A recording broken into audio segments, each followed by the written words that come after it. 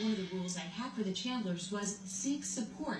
So I've asked them to a meeting. It's with their minister, Sean, and his wife, Kelly, who's a financial educator. Now, I know the Chandlers are really nervous that I'm going to ask them to cut their church contributions. So it's going to be a very interesting meeting. As you can see with this budget, the Chandlers are running a monthly deficit of $1,080.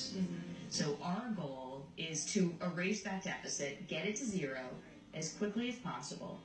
And then the long-term goal is to get that to be a plus figure. A lot has been cut, but we need to cut more. I have some suggestions of what I think should be cut. I think we need to get dining out to zero. Yes. The car payment, and just 2 or 3 payments, that will be done. So that's going to yield about $360 right there. I know you were planning on buying another vehicle as soon as you could. You're not in a position to be able to do that now. The numbers don't add up. Right. And I know it's important and I know it's a goal, but we've got to right this ship first. And then start meeting new goals. The other thing I'd like to cut is the gym. $35 a month will be saved. And Nate, I know the gym is very important. Yeah, it definitely is important to me. But I mean, I did expect that was going to be one of the things that I was going to have to cut. So, got to do what I got to do for my family. But my muscles won't be as big. This is the whole family sacrificing, is to get rid of cable. Keep the internet, drop the cable. And this isn't a forever thing. This is about getting back on track. It's really important. This $1,080 every month you don't have for your bills every month. Right. That's, $12,000, $14,000 every year. That's a one-way ticket to bankruptcy. And my big concern, if you're bankrupt, you will have no opportunity to give to your church. Recent court actions involving bankruptcy cases have said charitable contributions, tithing, are not permitted until every creditor is paid. And that means something that's really important to you goes to zero.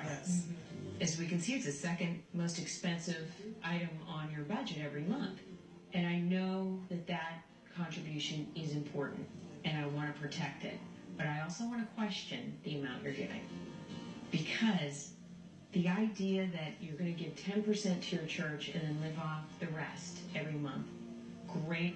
That's your prerogative to make that decision. But you have to live with what's left. You can't right now. Nate, how do you feel? You're uncharacteristically quiet. You know what it is, that 10% not being non-negotiable, that if I have to cut out my gym or the eating out, then I'm just going to cut it out. You've articulated that contributing 10% of your income is a non-negotiable. Definitely. But you have to live within whatever is left over. After taxes and everything else, and it's not much. Being part of such a large church, I think one of the things is to put out there that you may need some assistance with childcare and see if you can, take that off. Maybe somebody's, not working and they want to help. Very good. Somebody may be able to come to your home that you know and trust. So that 471 might be able to be eliminated. Excellent. And that is where seeking support really matters. If you can do that, that will get you to even Steven. It would. That will get you to zero.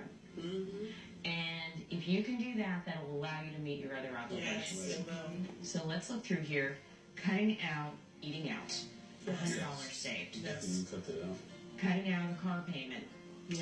Because your car will be paid for, and not buying a new one will save about $360 a month.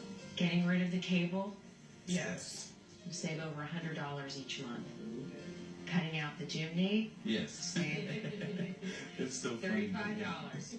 And Sean's suggestion of reaching out to your church to find good child care could save you $470 every month. Are you willing to do all of those things?